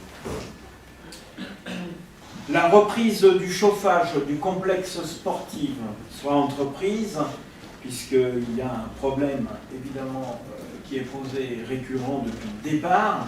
Nous avons, y compris, revu avec l'architecte l'ensemble des problématiques qui sont posées. Nous prévoyons 250 000 € pour revoir le chauffage au niveau des cours de tennis, puisque c'est là que le bât blesse et qu'il y a un problème évident, notamment pendant toute la période d'hiver. Les travaux de rénovation des logements communaux seront entrepris avec évidemment la réalisation de l'appartement après l'avoir acheté l'immeuble. Il faut réaliser l'appartement, rue Saint-Lambert, c'est cours, je ne sais plus quoi, Michel, c'est ça, cours Michel. De la même manière, nous prévoyons les travaux de démolition du 39 rue Saint-Lambert, l'ensemble pour 180 000 €. Je rappelle qu'il y aura un projet de réalisation, évidemment, après la démolition du 39 rue Saint-Lambert. Des travaux, et dans les montants que j'ai indiqués, les études, évidemment, sont prévues pour ce projet futur. Des travaux sur l'église elle-même sont prévus cette année, et notamment pour le clocher, la balance. Il y en a quand même pour 65 000 € avec quelques travaux complémentaires. Le dossier de vidéosurveillance de la collectivité, subventionné en grande partie par la préfecture, représente aussi dans les 40-50 000 euros. Les réserves financières nécessaires pour nos projets futurs ont notamment les achats fonciers des terrains nus ou bâtis. Nous prévoyons une ressource de 580 000 euros. En ce qui concerne différentes initiatives, vous savez que la commune, depuis maintenant plusieurs années, a entrepris d'acheter, chaque fois que c'était possible, un certain nombre de bâtisses ou de terrains nus pour se permettre de pouvoir évoluer pour les années qui viennent et d'avoir aussi un capital foncier important, surtout dans une période de crise qui continue. En ce qui concerne les différentes initiatives qui sont programmées, elles nous amènent y compris à prévoir les moyens d'investissement nécessaires pour différentes initiatives, comme la décision que nous avons prise d'acheter 2 minibus de 9 places pour le service jeunesse et enfance et pour les anciens, de manière à pouvoir continuer à emmener quelques anciens le mardi et le vendredi dans les lieux de course auxquels ils sont habitués depuis des années. L'objectif étant de rationaliser nos transports et de diminuer les coûts. L'amortissement se fera en 18 mois. En ce qui concerne la réalisation et le changement de certains jeux enfants dans la ville, 90 000 euros sont prévus à cet effet. Ils seront réalisés et discutés avec évidemment le service jeunesse, les jeunes et les mamans qui le souhaiteront. Voilà en gros, en grande partie, les dépenses qui sont prévues pour cette année au budget, tout en accompagnant et en poursuivant différents travaux de voirie qui seront évidemment entrepris cette année. Voilà. Évidemment, il y a d'autres choses que j'aurais pu dire, mais je suis resté sur les grandes orientations budgétaires qui sont à prévoir en 2015. Donc, ce qui nous amène à un budget, si je le retrouve, voilà. Ce qui nous amène à vous présenter un budget pour 2015. Pour la section de fonctionnement en recettes, 4 574 067 euros. En dépenses de fonctionnement en équilibre, 4 574 067 euros. En section d'investissement, nous prévoyons donc une recette d'investissement de 4 019 000 euros, sur laquelle nous gardons la ligne d'écriture de l'emprunt envisageable, d'1 million d'euros, et une dépense d'investissement de 4 019 000 euros. Voilà, tel qu'il est présenté. J'ai oublié de dire en même temps que dans le cadre des projections pour les années qui viennent, nous poursuivons à placer 250 000 euros, je dirais, en dépenses à prévoir pour les années qui viennent, dans le cadre de la réalisation, d'une nouvelle réalisation du terrain de football, puisque nous allons nous engager vers la réalisation d'un terrain synthétique dans les années 2017. Voilà. Plus la réfection de tous les vestiaires. Bien sûr. Et des éclairages du stade qui aujourd'hui ne sont plus très conformes. Voilà. Alors j'aurais pu citer d'autres initiatives d'investissement qui vont avoir lieu, comme par exemple nous allons poser des barriérages dans tous les chemins ruraux. Nous avons convenu d'en disposer 6, 7, pour un coût proche de 15 000 à 16 000 euros. Plus que ça. Même un peu plus. 16 000 à 25 000 euros. Voilà. Au second. Voilà ce que l'on peut dire. Je pense que nous sommes dans la logique de ce que nous défendons maintenant depuis des années, pour les nouveaux depuis un an. Est-ce que vous avez... Bon, je sais qu'on l'a préparé ensemble depuis maintenant quelques semaines. Oui, encore d'autres projets. Hein, donc, oui, mais j'ai donné les éléments les plus importants. Évidemment, il y a bien d'autres choses qui sont dans la boîte et que les compagnies pourront lire attentivement dès l'occasion de la production du futur journal qui est en préparation. Voilà. Je soumets au vote ces chiffres. Y a-t-il des avis contraires? Des abstentions? Donc le budget 2015 est adopté à l'unanimité. Je vous remercie pour les compagnies d'abord. En ce qui concerne le point suivant, si je retrouve le même point. Validation des tarifs. Alors, bon, je vais parler, ça va faire du bien, sinon on arrête. Je suis désolé. Tu vas reprendre ce point. Question numéro 5. Mais il faut faire signer tout le monde. Vous ne partez pas.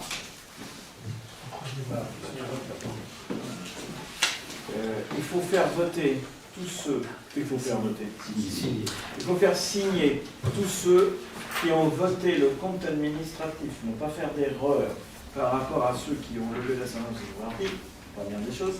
Et la deuxième des choses, ensuite, il faudra signer le budget. Pareil pour ceux qui l'ont voté cette fois-ci. Donc n'oubliez pas de le faire avant de partir et vérifiez s'il n'y en a pas un qui est parti sans le signer, parce qu'il faudra regarder le demain matin. En ce qui concerne le point numéro 5, je passe la parole pour sauver les meubles, puisqu'il n'est pas là aujourd'hui, à Anthony. Merci. Alors, validation des tarifs du service jeunesse.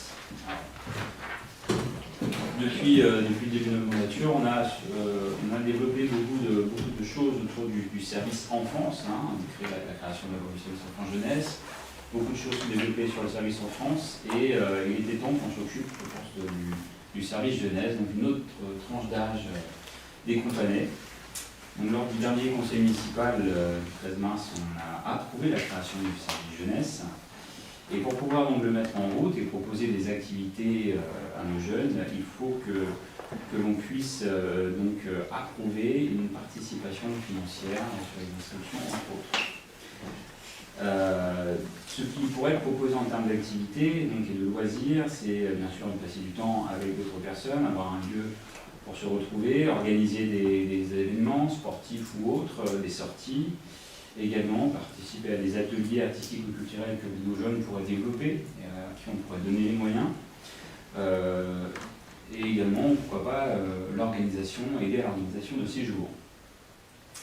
Donc pour pouvoir démarrer le service jeunesse, si possible aux prochaines vacances de Pâques, qui arrivent très très bientôt, donc, un service destiné donc, aux jeunes de 12 à 17 ans, il faut donc qu'on approuve une participation financière qui sera demandée pour toute inscription. À savoir donc, il faut que nous approuvions que pour chaque inscription, une participation financière d'un montant de 10 € pour l'année soit demandée. Et que pour chaque sortie organisée, une participation supplémentaire sera demandée à hauteur de 50% maximum. Voilà. Alors vous avez compris, on demande 10 € aux familles pour inscrire l'enfant À l'année. pour l'année. Et ensuite, ils payent en fonction des activités extérieures qui pourraient être pratiquées. Tout ce qui est fait sur le coin, chez nous, tout ça, c'est gratuit. Enfin, c'est gratuit. C'est dans l'activité. Et dès qu'il y a une activité extérieure, ils payent 50% de la prise en charge. Voilà. Par exemple, ils vont, je sais pas, à plein oxygène, ils prennent 50% en charge de la journée qui passe à plein oxygène.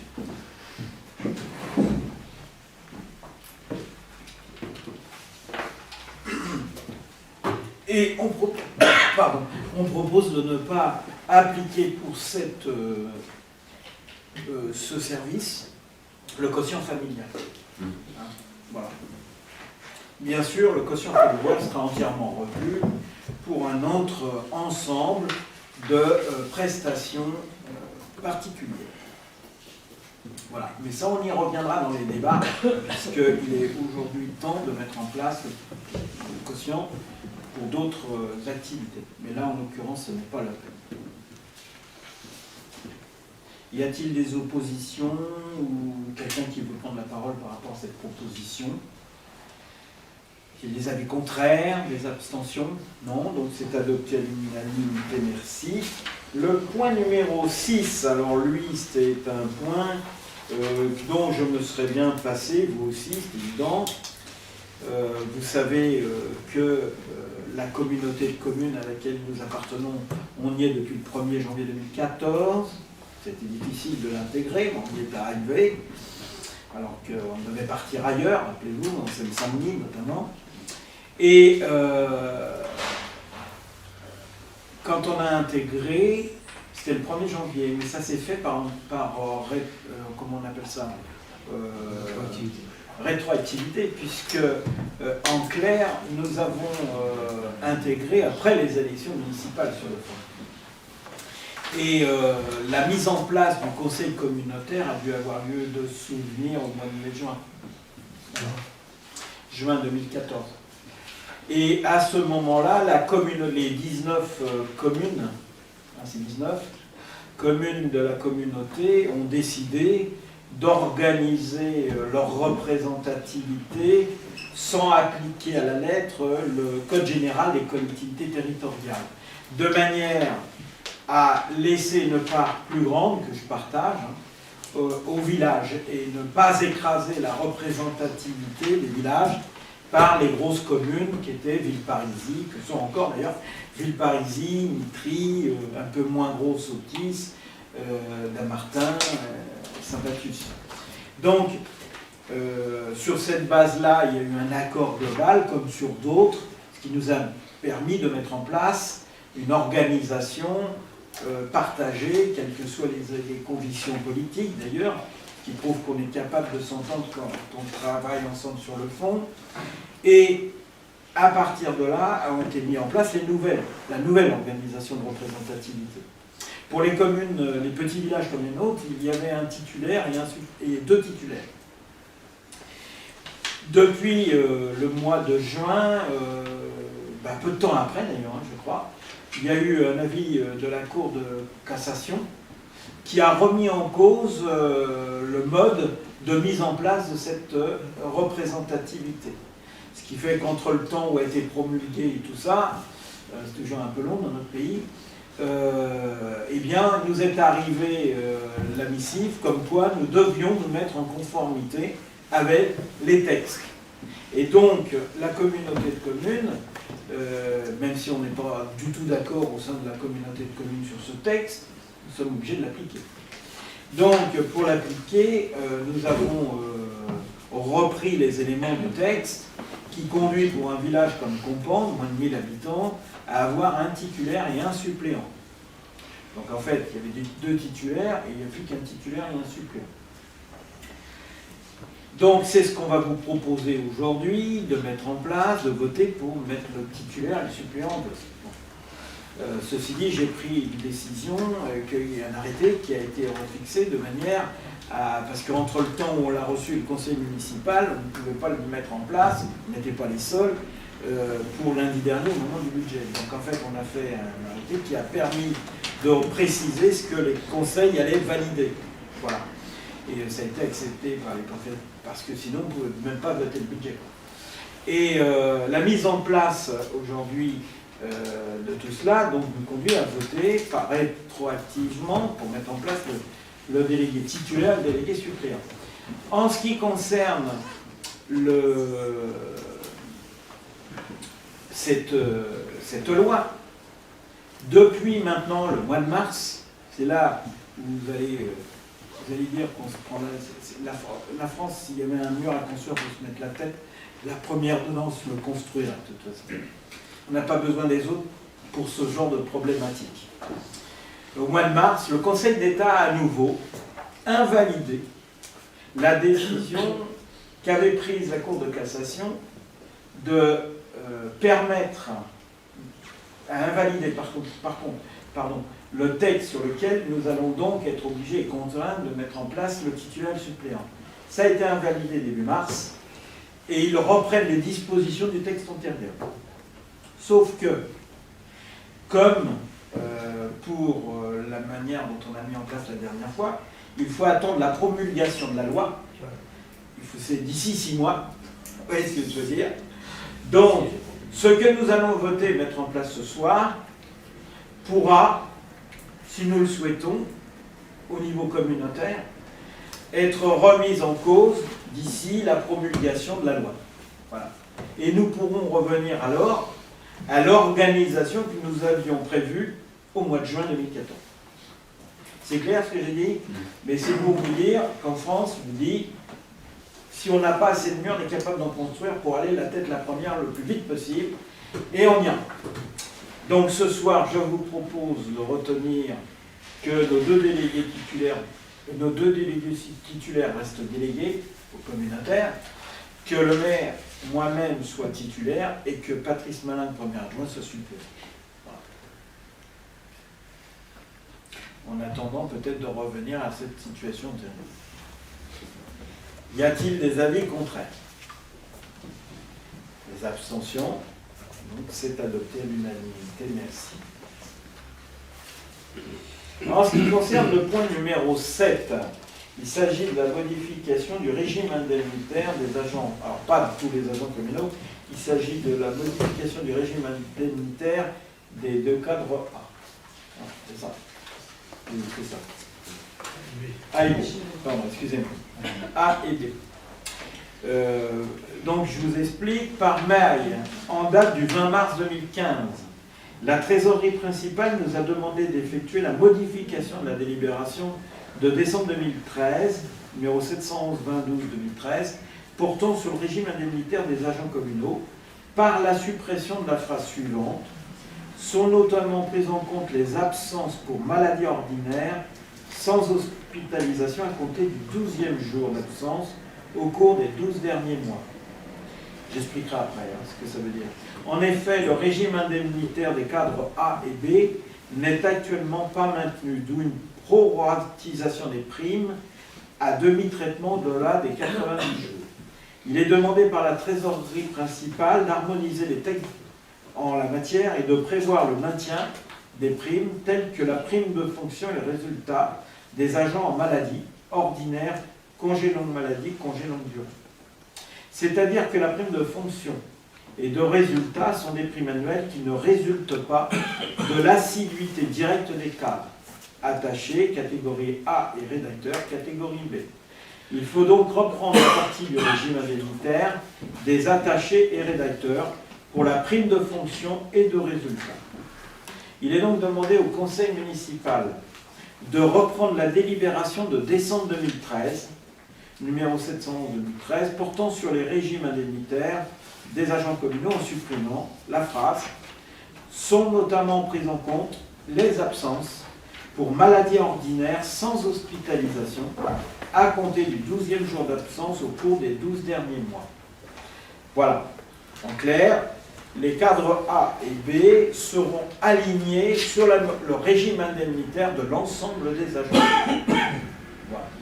Qui aujourd'hui pénalise les agents lorsqu'ils sont en maladie au-delà du 12e jour dans la période de l'année considérée. Mais je pense qu'on reviendra dans les prochaines périodes sur ce dossier parce qu'il me semble qu'il y a des choses qu'il faut qu'on fasse évoluer. Mais on aura ce débat et c'est pas une chose. Voilà. Y a-t-il donc des avis contraires? De toute façon, c'est demandé c'est la TP qui nous demande de nous mettre en conformité. Donc, voilà. Y a-t-il des avis contraires? Des abstentions? Donc c'est adopté à l'unanimité. Dommage pour les cas. Question. Ah oui, alors je viens au dernier point que je vous ai demandé de raccrocher en début de séance.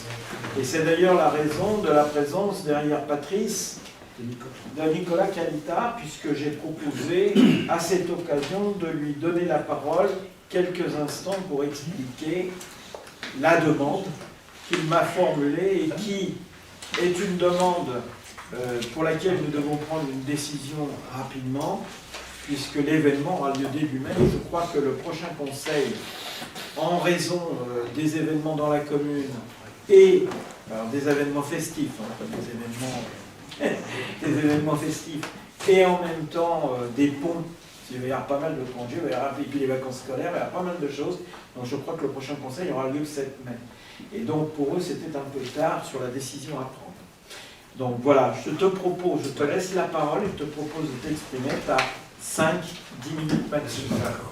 Merci à tous de m'accorder un petit instant. Donc, je me présente, pour ceux qui ne me connaissent pas, Nicolas Kalita. Je suis président de l'association des rôdeurs de Lodan, ce qui est l'escrime médiéval à Campan. Le 7 et 8 mars, on a effectué les qualifications pour l'équipe de France et on avait bossé dur pour avoir de bons résultats et on a réussi à avoir 4 personnes prises en équipe de France. Donc on partirait pour la Coupe du Monde à Prague qui se déroulerait du 7 au 10 mai. Donc ma demande aujourd'hui c'est une aide financière ou Prise en charge. Prise en charge pour aller à Prague. Le gros problème c'est qu'on n'a pas de budget et on a énormément de matériel à prendre car on installe, donc c'est un côté sportif bien sûr, où il y a plusieurs catégories. Donc les 4 personnes qui ont été sélectionnées, je suis sélectionné dans le domaine 1 contre 1 en duel. Il y a des combats de groupe, donc il y a 2 personnes qui ont été sélectionnées en 5 contre 5 et une 4e personne qui a été sélectionnée pour le 21 contre 21. Donc on a la chance d'avoir 4 représentants dans les 3 grandes disciplines dans ces domaines-là. Donc en gros, voilà où on en est aujourd'hui. Je sais que le délai est court, c'est le début mai. Donc, comme je vous ai déjà dit, le problème qu'on a, c'est le coût et la logistique qui est assez énorme. Donc, comme je vous ai dit, gros côté sportif. Mais ce qui est intéressant, il y a un côté historique aussi. Donc, il y a un grand camp historique médiéval de près de 2500 personnes. C'est le plus grand camp existant au monde pendant la Coupe du Monde. Donc c'est pour ça qu'on a énormément de matériel à emmener là-bas. Et on rencontre tout simplement un problème logistique du fait de la distance à parcourir pour aller à Prague. Donc en gros, je pense que j'ai résumé assez... Tu as très bien résumé. La situation. Non, mais ce que je veux dire simplement, c'est que, peut-être tu ne l'as pas dit ça, et tu aurais dû, sur les 4 qui sont sélectionnés, il y en a combien qui sont de Campan ou qui habitaient depuis toujours à Campan? Il y en a 3. 3. Donc il y a quand même... Non, 4. 4. Joanne Collin, Alexis Collin, qui habitait à Campan. Joanne qui habitait, moi-même qui habitais. Et Benjamin Kalita qui habitait. Donc en fait, soit ce sont des jeunes de Campan qui habitent aujourd'hui, soit ce sont des jeunes qui habitaient Campan et qui ont leur famille ici. Donc en fait, on est dans une situation où en fait on aide une association, déjà, on a déjà voté une subvention, mais là il s'agit d'une action purement sportive sur un événement déterminé. Et on vient de le faire pour un jeune de Campan qui est parti, de karaté. Voilà, de karaté. Donc en fait, ce que je vous propose, après en avoir discuté avec lui, parce que moi ce que je lui proposais, c'était qu'on prenne en charge le train pour aller à Prague et puis revenir. Mais bon, son problème, et après il m'a expliqué, et je n'avais pas tout compris, c'est qu'ils emmènent beaucoup de matériel. Il a parlé de logistique. Et pour partir en train, c'est pas évident. Ils emmènent beaucoup de matériel, y compris dans le cadre du terrain, du campement qui est là-bas, et y compris de l'ensemble des équipements qui sont plus ou moins lourds et qui concernent pas mal les uns et les autres. Il y a des changements d'armes, enfin, il y a de l'équipement. Donc ce que j'ai proposé de vous proposer, c'est de prendre en charge, si on en était d'accord, un transport collectif par car pour aller à Prague, sachant que Prague n'est pas au bout du monde, hein. C'est à 900 km, 1000 km, pas plus. Hein. 12 heures. Combien? 12 heures de bus. Ah non, plus que 12 heures de bus. Non, ça doit être D'ici 2 heures de bus. 12 heures. Ah, j'ai compris 12 heures. Non, 12 heures. 12 heures de bus. Donc 12 heures de car. Donc la proposition, ça serait d'affréter un car qui permettrait évidemment de les transporter, mais en même temps d'emmener le matériel et de les emmener là-bas. Ça dure 4 ou 5 jours, je ne sais plus. 4 jours de compétition. Voilà. Donc c'est du 7 au 10, on partirait donc le 6, une journée avant. Donc tôt le matin c'est possible, parce que le lendemain il y a une cérémonie d'ouverture et après la compétition, on arrête tout de suite le lendemain. Pour garder aussi une certaine fraîcheur. Donc la fin de compétition c'est le 10 au soir, un retour en France à partir du 11 au matin. Bien sûr. Donc en fait, l'idée c'est d'affréter le car donc pour le 6 pour partir là-bas avec le matériel et eux, voilà, et de revenir le 11. Le car, évidemment, que nous affréterions ne resterait pas sur place. Hein.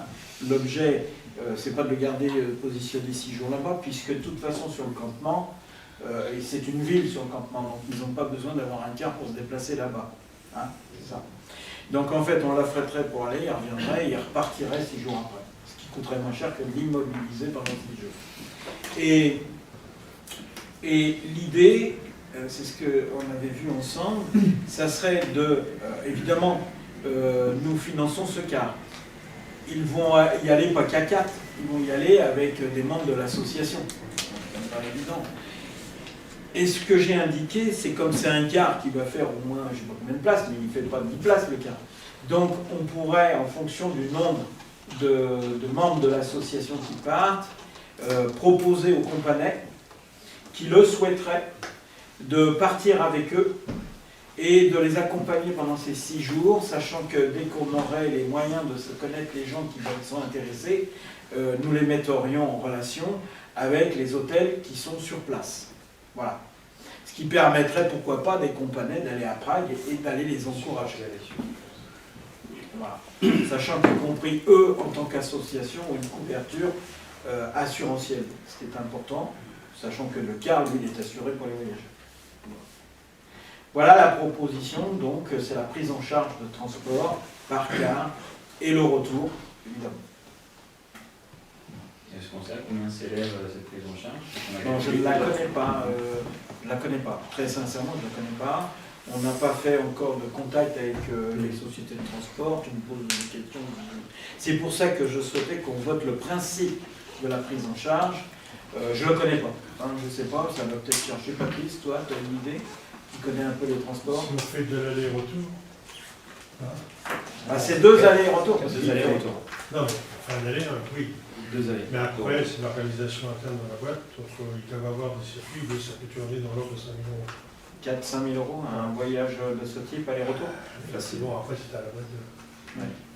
Parce qu'ils ont des circuits sur les réseaux internationaux, donc bon, s'ils ont un affrètement dans le coin, ils peuvent le faire. Après, il faudra préciser, mais j'ai juste une question de mon ami Nicolas, c'est le poids. Ouais. Attention.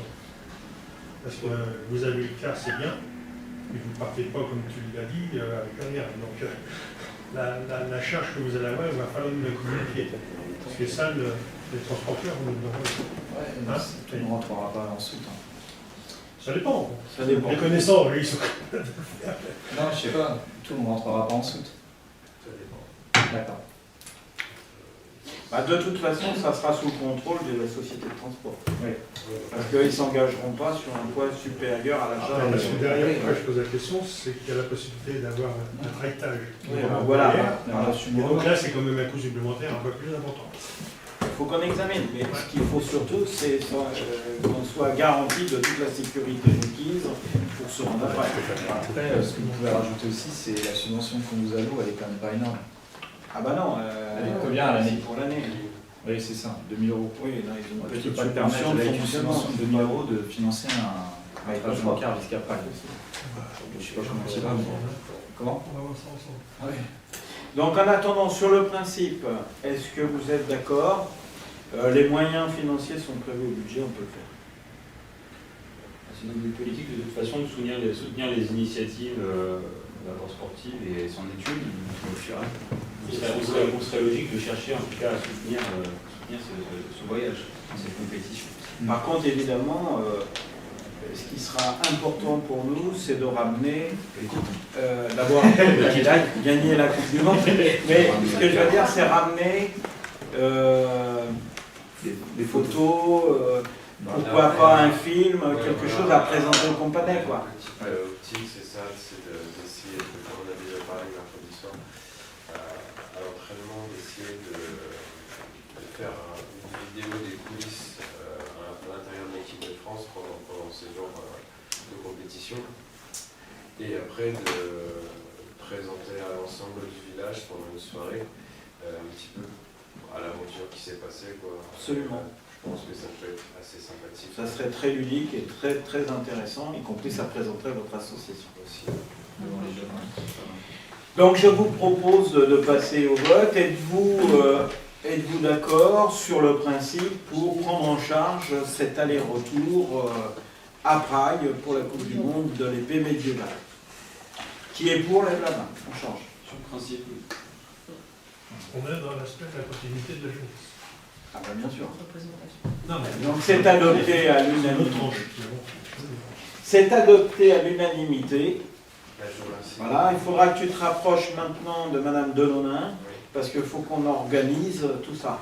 Et avec Patrice et surtout avec Monsieur Alitamer, qui est chargé des transports, il faut voir avec lui pour voir les meilleurs prix qui peuvent nous être proposés par les sociétés de transport. Et garder des places pour les compagnies qui veulent partir. Oui, parce qu'après c'est Jennifer. Après, il faudra voir avec Jennifer pour la partie communication sur cette question. D'accord. En ce qui concerne les décisions du maire, alors les décisions, j'en ai toujours. Concernant les décisions du maire, nous avons la décision du 2015, numéro 12-2015, du 20 mars, concerne pour la SCC, pour une convention de mise à disposition de la salle Coluche à titre gracieux. Décision numéro 13-2015, du 13 mars 2015, pour l'association de chasse et chasseurs, Monsieur Rieux, président, une convention de mise à disposition à titre gracieux de la salle Coluche. La décision numéro 24-2015, du 27 mars au 30 mars, pour l'association ASCAR, d'une convention de mise à disposition de la salle Coluche à titre gracieux. Je crois que c'était leur exposition culturelle. Pour la décision 028-2015, il s'agit d'une convention pareille de mise à disposition le 20 mars au 23 mars à titre gracieux pour l'ASCA. Enfin, la décision numéro 32-2015 du 6 mars au 9 mars pour la salle d'art, une convention de mise à disposition de la salle d'art pour un montant de 150 € pour la famille Chauviret-Robert.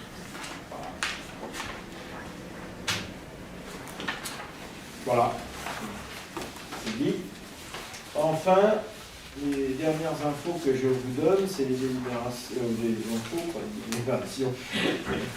Concernant les informations. D'abord, je voudrais vous féliciter, parce que peut-être vous n'en êtes peut-être pas rendu compte, mais vous venez de finir une boucle, hein, puisque ça fait à peu près maintenant 1 an que nous sommes élus.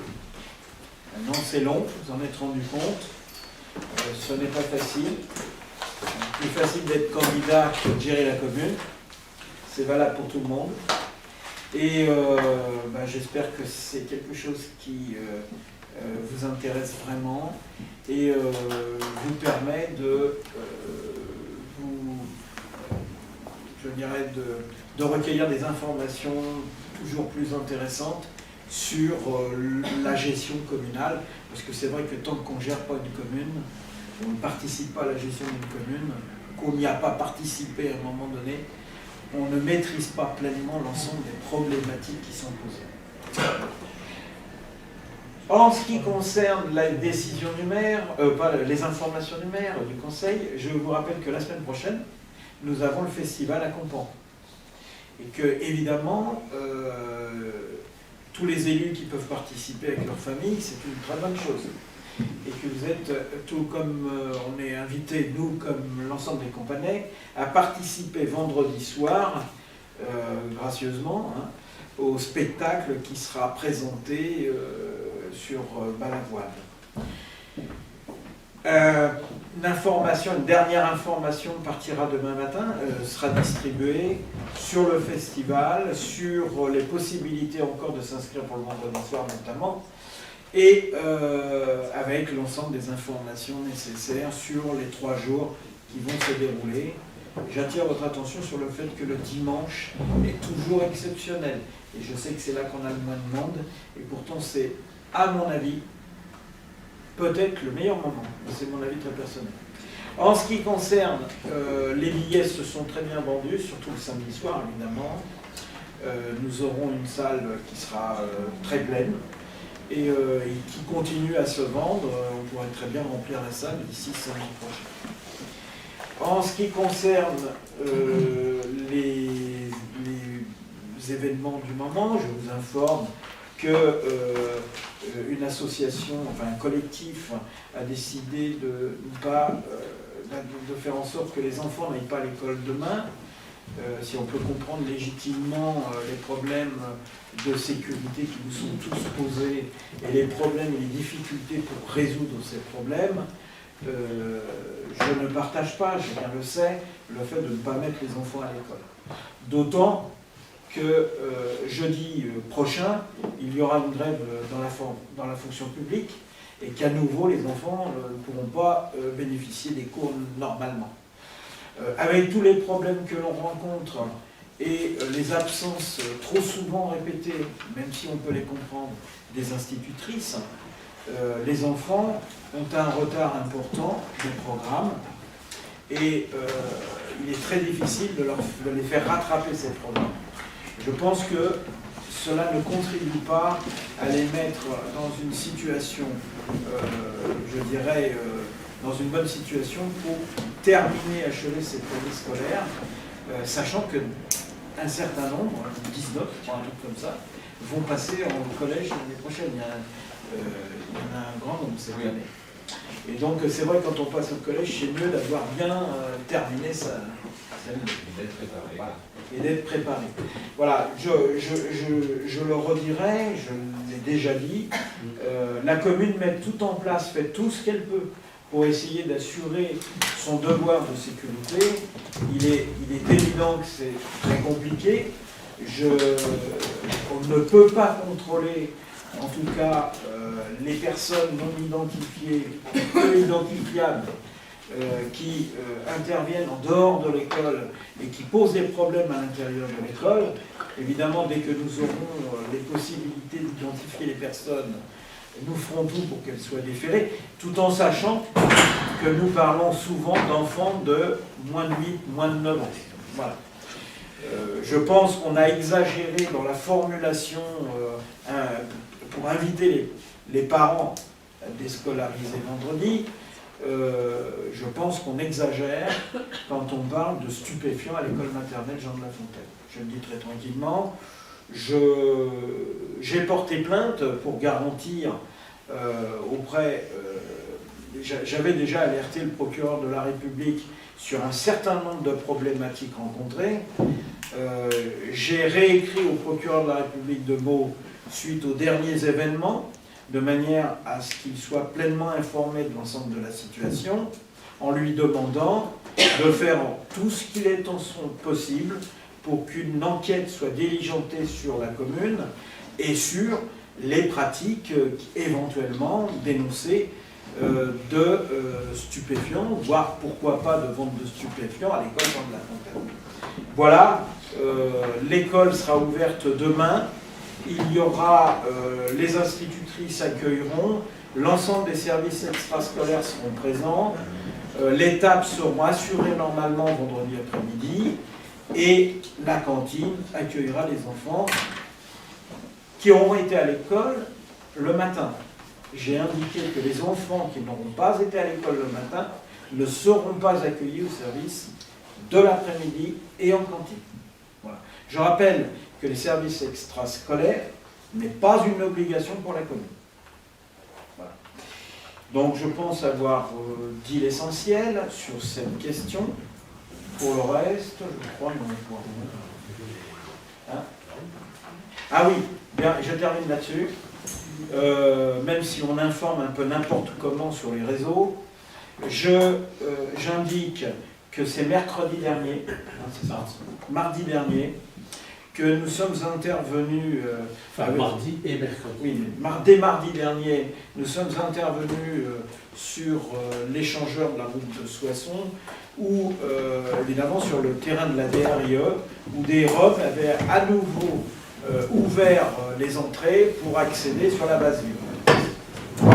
Évidemment, l'ensemble des services d'ordre ont été diligentés, ils ont été saisis, on a immédiatement saisi tout le monde, le préfet, tout le monde, et tout le monde était sur le pied de guerre, on peut bien le dire, et nous avons réussi dans la journée, et surtout Ben, que je remercie, qui s'est donné beaucoup pendant ces 2 jours, pour obtenir que les forces de l'ordre saisissent, après avoir contrôlé l'ensemble des véhicules, les papiers, tous les papiers, véhicules et d'identité des personnes qui étaient en situation d'illégalité. Et ces papiers ont été enlevés, et en même temps, l'ensemble des personnes ont été amendées à payer immédiatement sur place, évidemment liquide, puisque ces gens n'ont que du liquide.